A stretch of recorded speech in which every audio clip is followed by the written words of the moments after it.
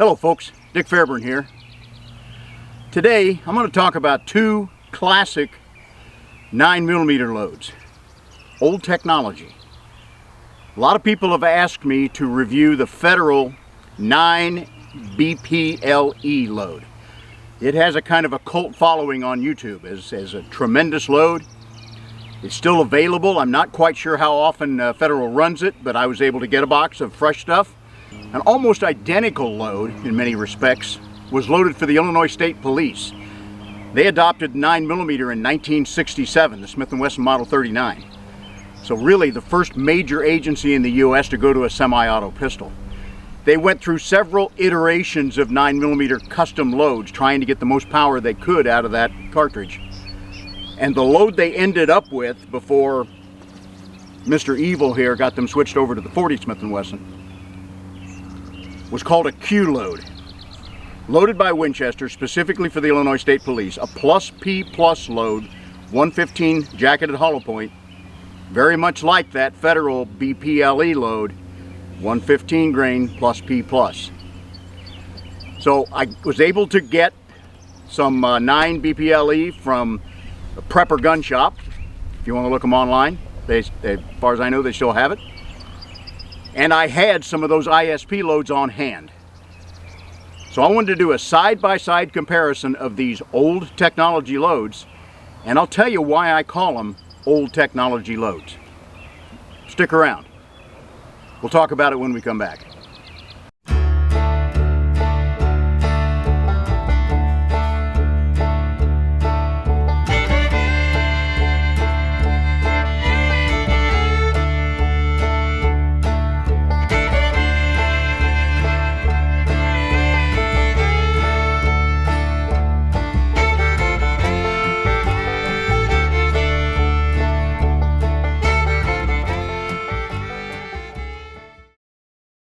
Now, what did I mean when I called these old technology loads? What I meant was these loads were developed and used primarily before the FBI developed their 8-part ammunition test that sets the standards for law enforcement ammunition nowadays. That test was developed in connection with Dr. Marty Fackler, an Army colonel who developed the 10% gelatin formula, and unfortunately he's passed on now. But he was the guru. He essentially invented the whole field of terminal ballistics. And where that 8-part test came from, step back one more time. In 1986, FBI agents were involved in a very high-profile shootout with 2 bank robbers in Miami. These guys were former Army. In fact, they had both been Army military policemen at one time in their careers, but they went bad. And they started shooting people, killing people, and committing some pretty heinous bank robberies in the Miami area. Their intel suggested that there might be a way to do a stakeout and get on these guys for their next bank robbery hit. And that stakeout worked. It didn't necessarily pay off, but a horrible shootout event occurred. There's at least one book out there. My friend Mike Wood has written a book on the Newhall incident in California, another very high-profile law enforcement shooting of the past. And Mike is currently researching, I think he's going to be doing a book on the FBI shootout as well. So that will be kind of the definitive look at what all happened there. In that shootout, 2 FBI agents were killed, 5 more were wounded, and eventually both of the suspects were killed. But clearly, they did a lot of damage before the good guys took out the bad guys. Now at the time, the FBI was issuing revolvers using .38 ammunition, but agents could carry other weapons from a list of approved models.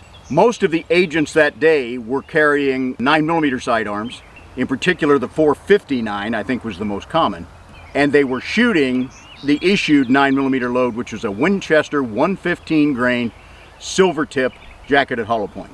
Not a plus P, not a plus P plus. Now the most violent of these criminals, a guy named Platt, was using a Mini 14, and he did an awful lot of damage against those agents with that .556 caliber weapon.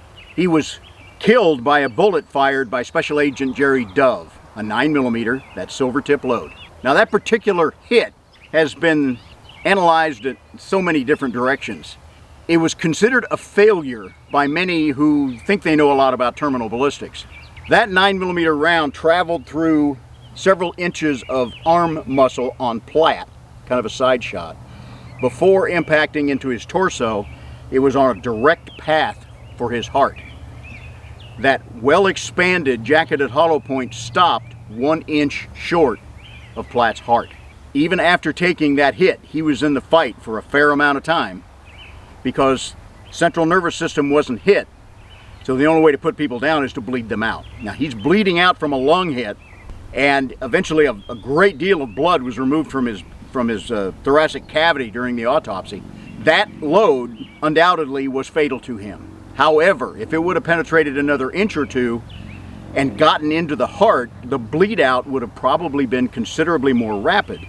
Might have saved the life or the wounding of one or more federal agents that day. So a lot of people have said that 9mm silver tip was a bad load and it failed on that day in Miami. I disagree. Now this shootout resulted in some major changes for the FBI. First of all, they ditched their revolvers. They were going to go to semi-automatics. And we've all heard the ill-fated story of the Smith & Wesson 1076 10mm that they wanted to adopt. And a lot of people said that lighter 10mm load, the 10mm light or 10mm FBI, really, which eventually became the shortened case version, the 40 Smith & Wesson. A lot of people say that was developed because the recoil of the 10mm was too much for federal agents. It's my understanding that load never really got used by many field agents. It was mostly just the firearms staff. And they were downloading the 10mm, according to one source, even before the 1076 was officially adopted. When I heard they were going to the 10mm, I thought, well, this might be a great idea, but the Smith & Wesson 1076, a variation of their double singled 45 design, was a stainless steel, all steel gun. This is the size, almost the size of a full-size 5-inch 1911 pistol, and as heavy, maybe even heavier. And I'm thinking, for plainclothes investigators, why do they want such a big, heavy sidearm? So to me, that 1076 failed to work for the FBI as much because of its size and weight as because of the recoil of the 10mm.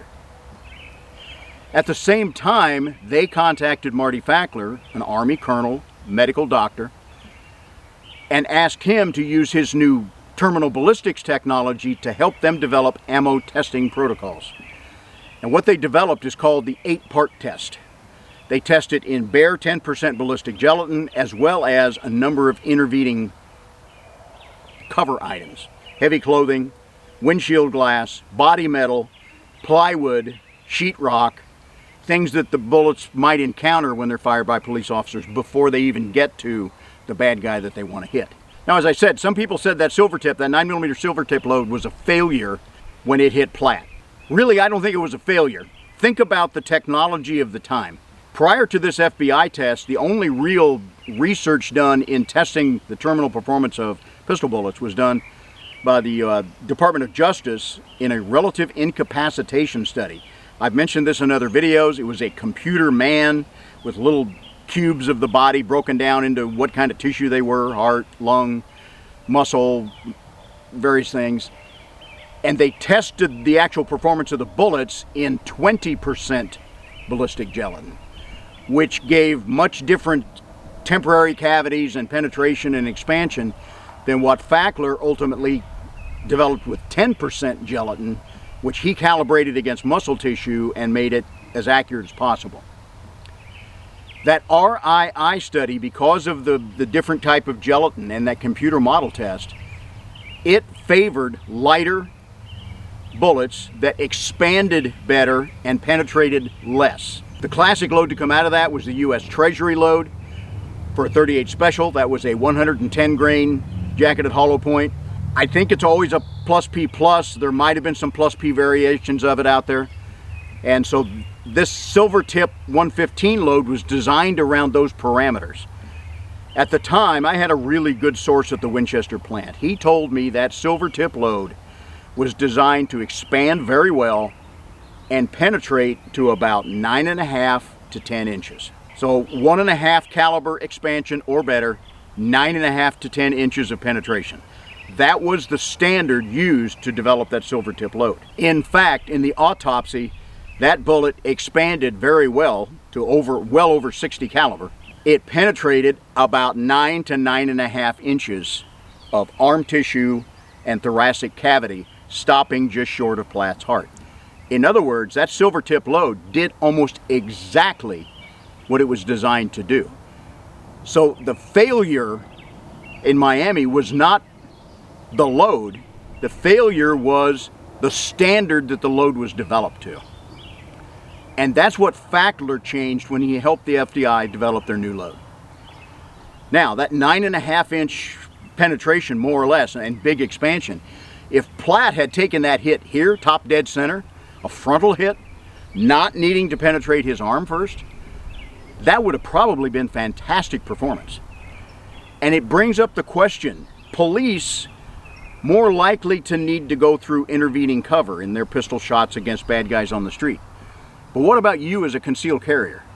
What about me as a retired cop, citizen Leosa carrier? Do I really need to penetrate through bad angles, windshield glass, things like that? Well, we never know. It's possible. We might. But most of the shots taken by concealed carriers are simple frontal shots. So that 9.5 inch penetration might not be all that bad a deal, depending on what you need out of your handgun performance. Do you really need 12 inches or more of penetration for concealed carry use? Maybe not. Now, Hornady ammunition recognizes this difference in performance. They have two loads, and their hollow points are plugged with a red soft polymer material because, as I showed in my last video with 38 Special snub nose performance, hollow points can plug with material like 4 layers of denim in that particular case. And when the hollow point plugs up, the fluids can't get in there and open out that mushroom. They tend to either close in or just stay their normal shape, and they penetrate much like a foam metal jacket. And in those cases, they went through 6 jugs of water like they weren't there. So that polymer plug in the Hornady loads helps prevent that clogging and give you more reliable expansion once it hits the fluids in a body. So they have two loads. Critical duty is geared for law enforcement use, and it is made to pass that 8-part test, intervening cover and everything else. It gives deeper penetration and generally a little bit less expansion, because the more you expand a bullet, the more force it takes to push through that tissue. So more expansion generally results in less penetration. Now, I'm going to show you in this test with the Federal and Winchester loads today. The Federal load actually penetrated further, but a lot of that was because it lost so much more bullet metal, it ended up in a slightly smaller diameter and was able to penetrate a little bit deeper. It's a trade-off. Hornady's critical defense load is geared for concealed carry citizens, and it generally gives a little bit more expansion and a little bit less penetration. So do you need the heavier built load for law enforcement use? Can you get by with the slightly more fragile hollow point for concealed carry use? Which brings us to, what about that Winchester Q load? And what about that Federal 9 BPLE? Would they be good choices for citizens to carry as self-defense today? Yeah, they might. Now, before I go any further, I will. Some people have complained about the table that I usually sit on here at the range. It's kind of sway back, and that's not because my fat ass has weighed it down. It's because it's been sitting out in the elements for a number of years, and those boards have taken on a set of their own. So to allay those complaints, I have chosen another table today. And also, I got a hat on. This is the law enforcement torch run hat. Today is Cop on a Rooftop Day, where law enforcement partners up with Dunkin' Donuts to do fundraiser, and it's the law enforcement torch run for the Special Olympics. So I bought me a hat today, and when I got to the Dunkin' this morning, they had a ladder up, but there were no cops on the roof. They were all down low selling shirts and hats and doing fundraisers. And one of them said they wanted to see me get up on the roof, and I said, well, I'm getting kind of old and feeble, you know. If you guys want to carry me up there, that'd be fine. But they decided that was probably more a job for firefighters, and they were just cops there today. All right, so let's look at that ISP load. It was known by Winchester as the Q4174 load. They loaded it once a year for the contract needs of the Illinois State Police. It says right on the box, I'll show you pictures and everything, for Illinois State Police use only. My guy at Winchester said a few other agencies did use it, but they had to get their order in before the annual run of that load, so they would overrun what was being made for the state police and supply it to some other agencies. It was never available for commercial sale. So here's my penetration testing in water, and I'll show these as we go along. This is the velocity check of the Winchester Q load. Plus P plus, like the Federal. This was loaded exclusively for the Illinois State Police when they used 9mm. It's my understanding they're going back to 9mm. I don't know the kind of load they're going to be using, but I'm quite sure it won't be this one.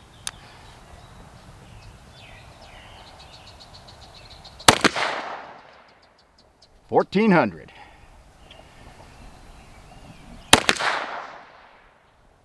$1,371. $1,378. Average of $1,383, very similar, a little bit better standard deviation of 12.2. So as you can tell, with 115 grain hollow points, both of these loads are smoking hot. Plus P plus is beyond SAMI specifications. So each company can load basically to what they want in terms of pressure. All right, this is the Winchester 115 jacketed hollow point 9mm plus P plus. It was known as the Q load, loaded exclusively for the Illinois State Police.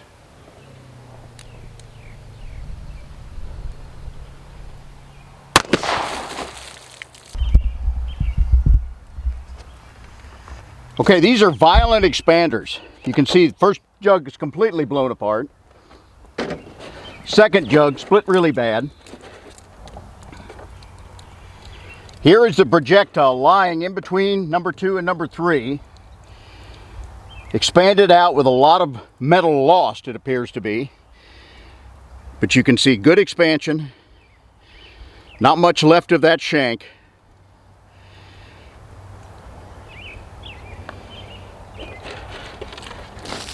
So completely through two jugs, it broke the front.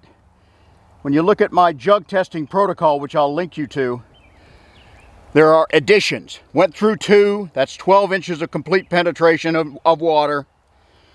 And then it can mark the inside of that jug, it can mark the next, or in this case, it broke the next jug. So that's the terminal additions that we add to that. Winchester 115 plus P plus, old load, comparable to the 9mm BPLE, which I will shoot next. I got an indication of 9 inches of penetration. It expanded to about 51 caliber, retaining about 69% of its original weight. Okay, this is the velocity test for the Federal 9mm BPLE load. For those who are curious, this is an old Colt lightweight Commander. 38 Super, but it's got a 9mm barrel in it right now, so we've got about a 4 1/4 inch barrel to check this velocity.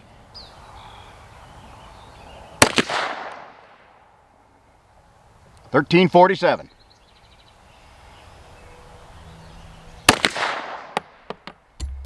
$1,379. And $1,394. It's an average of 1373. Standard deviation of 19.5, not too bad.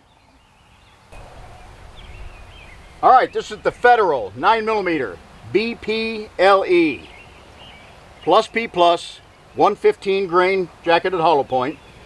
This has quite a cult following on YouTube.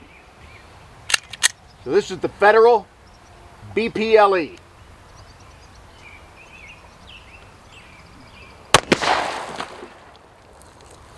Throws a lot of water. Okay, once again, a violent expander. Totally destroyed the first jug. Blew through the second jug.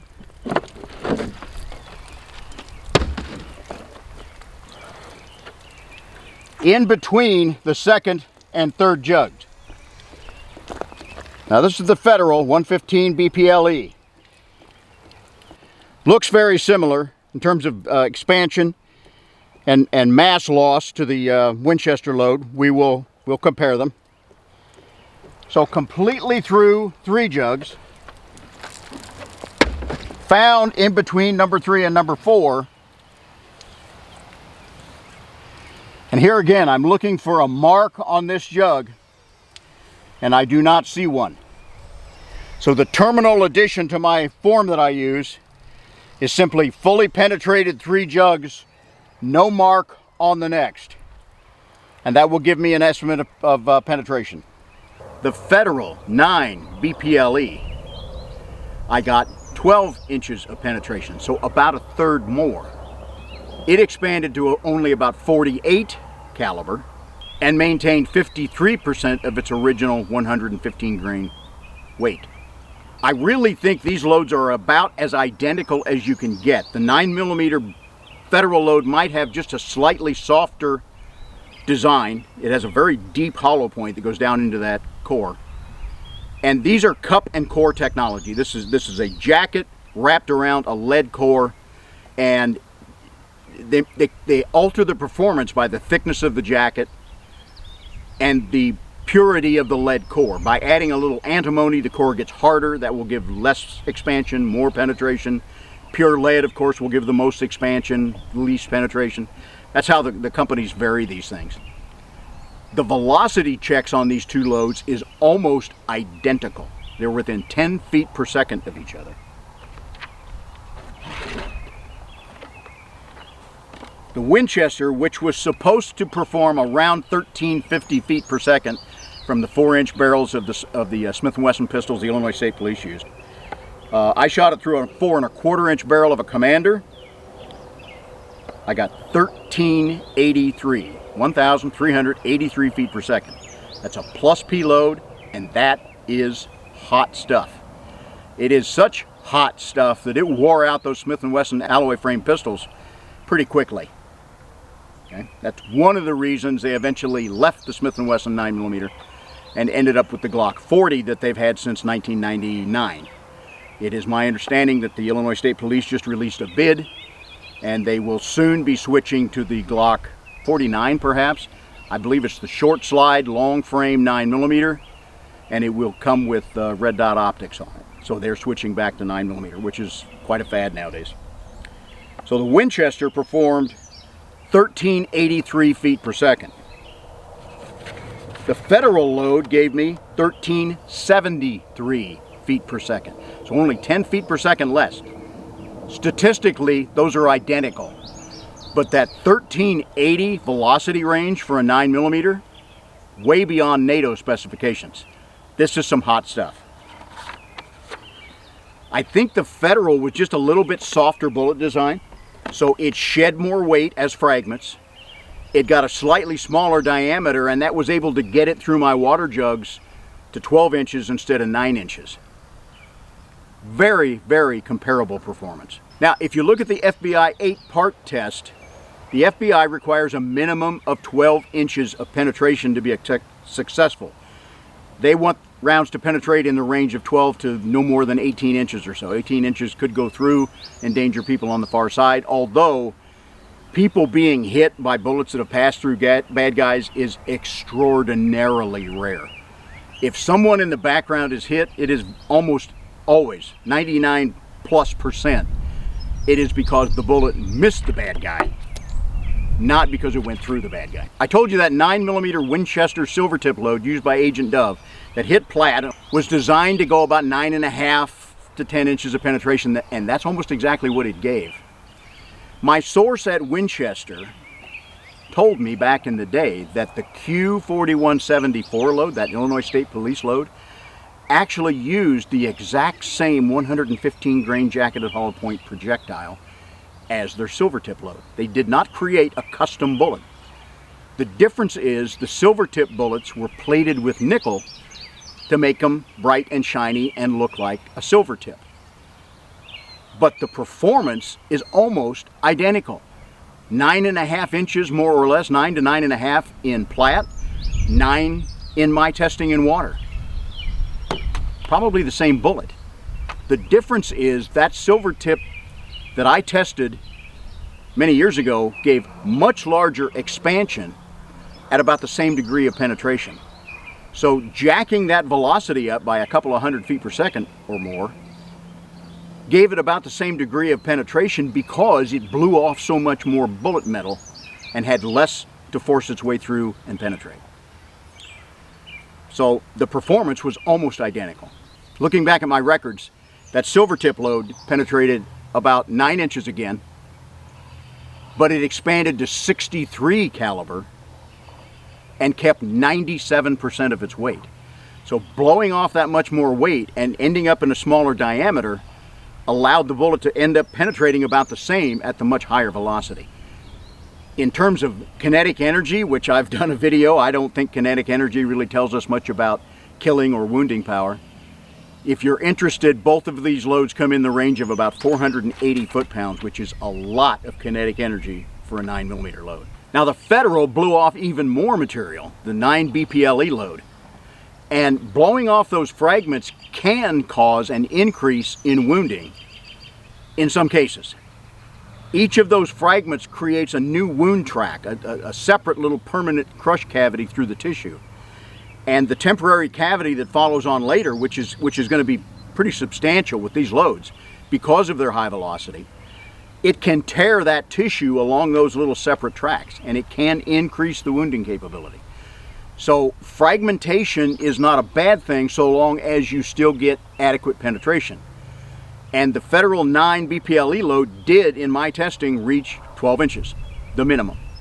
Now that's in bare gelatin. If it plugs up with material in intervening tests, which it probably will because it's an older design, then it's likely to penetrate much further and act much more like a full metal jacket. And the Winchester load will do the same. It will probably plug, probably not expand after going through some of those cover targets, and will penetrate very deeply.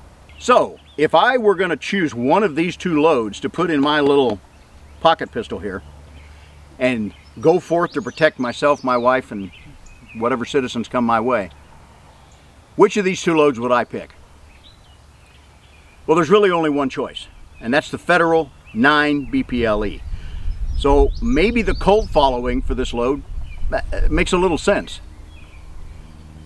It gives about 1/3 more penetration than that Winchester Q load.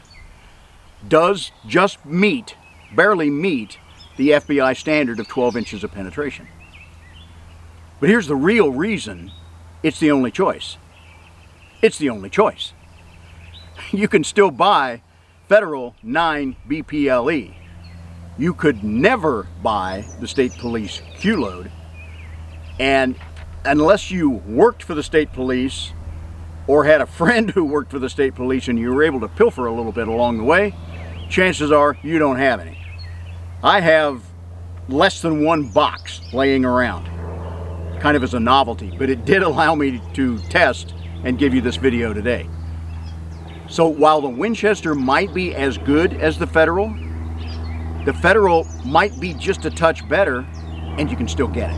And if you're carrying a micro compact 9mm like my little Kimber Micro 9 with a really short barrel, the added velocity of that 9 BPLE load might be an advantage as well, because some loads may fall below a reliable expansion threshold, whereas this is probably going to do that. That could be another test down the road.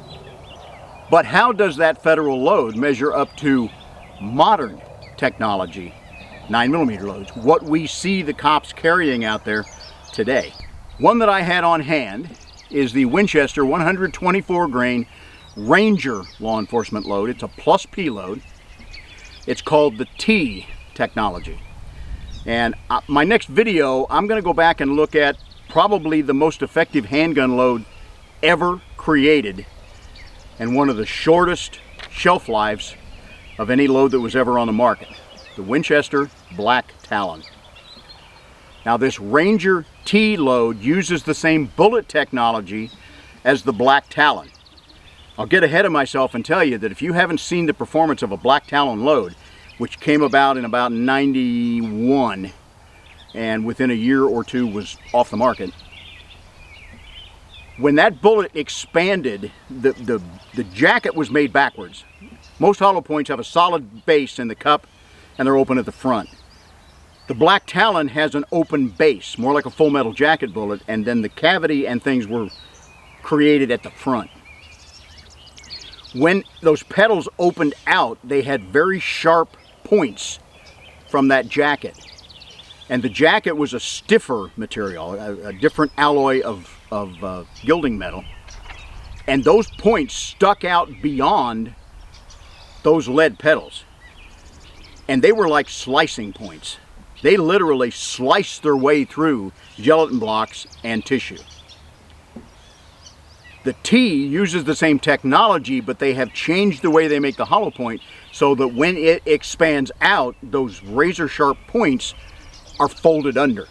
In some cases, they might stick out beyond the lead petals just a tiny, tiny bit, but basically they are folded under those lead points to get away from the complaints by some people about the Black Talon load. But this is an excellent performing load.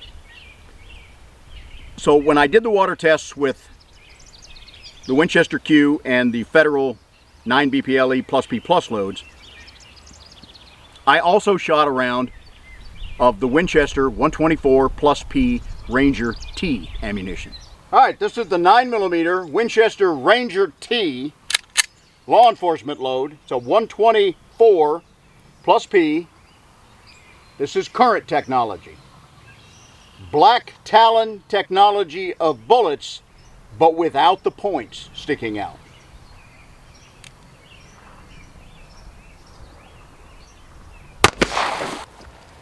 Okay, 6 jugs again. Completely blew apart the first jug.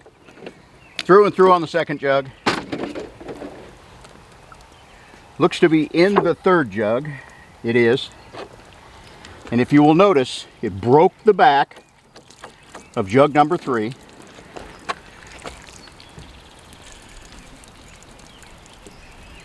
But it did not mark, correction, it did mark the front of jug number 4. So completely through 1 and 2, in jug number 3, broke the back, marked the next, marked number 4. So that's going to be our terminal edition. Once again, this is the same technology. Open base, you will notice. Open base of the Black Talon design. But the points are curled in. I'm not sure if you can see them. I'll give you some detailed photos. Instead of sticking out, it is designed now for those points to be in. Not nearly as effective, but still a very good load. It gave 12.6 inches of penetration. A little bit more than the Federal, solidly into where we want it to go. It expanded to .663 caliber. Okay, that's almost 2 times its original diameter. And it retained 92% of its weight. Good penetration, excellent expansion, excellent weight retention, and it's a plus P, not a plus P plus. So it's softer to shoot and it's easier on the hardware. So there is my review of 2 old technology plus P plus 9mm rounds that really both have a cult following. A lot of agencies back in the day wanted to get their hands on that Illinois State Police ammunition. They were convinced that was the hottest ticket in town. That is probably why Federal developed that 9 BPLE plus P plus load to be equivalent to it. Can they perform? Can they do a good job for you as a concealed carrier out there? Yeah, that Federal load may not be a bad choice at all.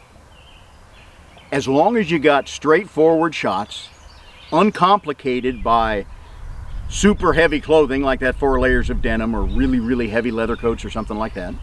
And as long as you don't have to go through windshield glass, body metal, sheetrock in your house or something like that, because chances are that BPLE load is going to plug up, not expand, and go whistling right through.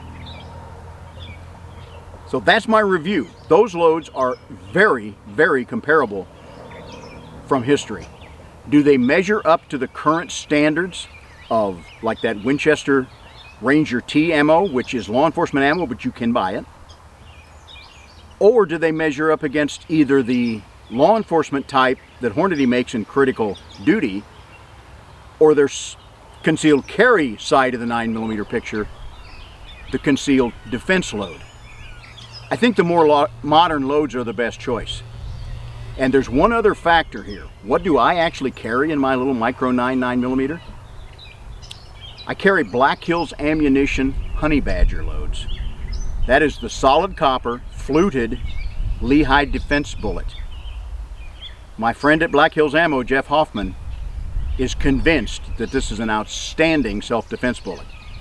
It is in use by at least one military organization and some law enforcement organizations, and Jeff Hoffman is convinced, because of real-world shootings they have had, that that's an exceptional load. But there again, that's a future video. Folks, if you like these videos, I ask you to subscribe, resubscribe as needed. Give me a thumbs up. By all means, leave comments. Tell me what you think. The old technology still good? Should we go with the new technology? Does it really matter that much? And no matter what bullet you hit them with, where you hit them is the most important. A hit top dead center with a full metal jacket is probably going to be better than an arm hit or a leg hit or an edge hit with the most fantastic hollow point load that's ever been designed. Most of all, folks, be safe out there. Okay, we got them both here now. You ready? Bud got one. Ginger got one.